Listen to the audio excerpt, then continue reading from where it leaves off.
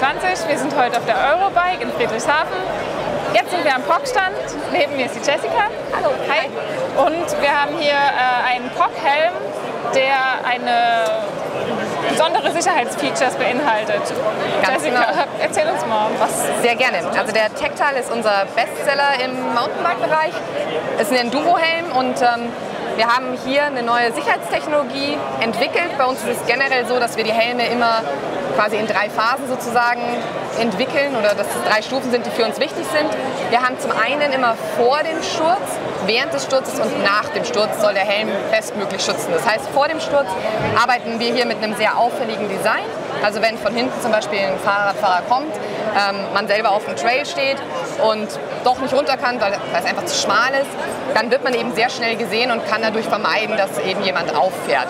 Das ist sozusagen vor dem Sturz. Während des Sturzes ist dann durch die gesamte Konstruktion des Helmes und die Zusammenarbeit der unterschiedlichen Materialien, die wir verwenden, der optimale Schutz geboten.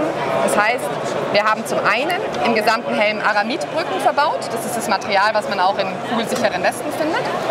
Und dann haben wir auf der Innenseite noch unser Spin-System. Das Ganze ist eine In-Mold-EPS-Konstruktion, der gesamte Helm. Und eben so arbeitet dann alles zusammen. Die Aramidbrücken arbeiten zum Beispiel so, dass sie einfach den Druck oder von dem Aufprall deutlich mehr über den Helm verteilen und dadurch der Impact eben nicht so punktuell ist.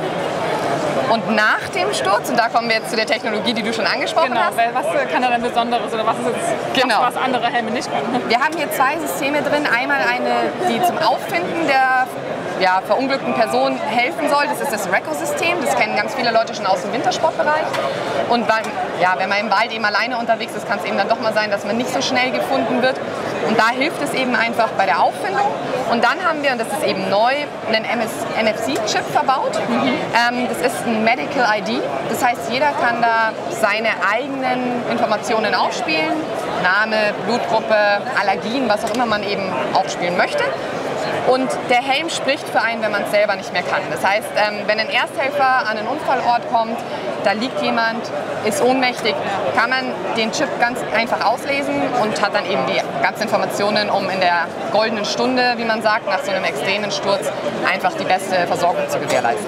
Okay, also nochmal ganz für den Anfang, man kauft den Helm mit dem NFC-Chip und spielt die Daten über eine App wahrscheinlich da drauf. Richtig. Und wie liest denn der Ersthelfer dann die Daten aus? Kannst du mir das mal zeigen? Logisch, also das ist ziemlich einfach. Momentan ist es so, dass wir beim iPhone noch eine App dafür benötigen. Wir haben hier die Twice Me App und mit dem Android-Phone geht es momentan sogar schon ohne App. Apple wird dann noch nachziehen, aber aktuell, weil ich ein Apple habe, zeige ich es euch mal hier. Das heißt, man legt es auf mit der Antenne auf den NFC-Chip, drückt einfach hier drauf und dann dauert es ein bisschen und dann werden die Daten ausgelesen. Und dann sieht man eben, ging ja jetzt auch recht schnell, eben die ersten Angaben. Das Asthmatiker, für einen ganz schlimmen Fall Organspender. Also man hat hier relativ viele Informationen, die man aufspielen kann, wenn man das eben möchte. Das ist jetzt der Mountainbike-Helm.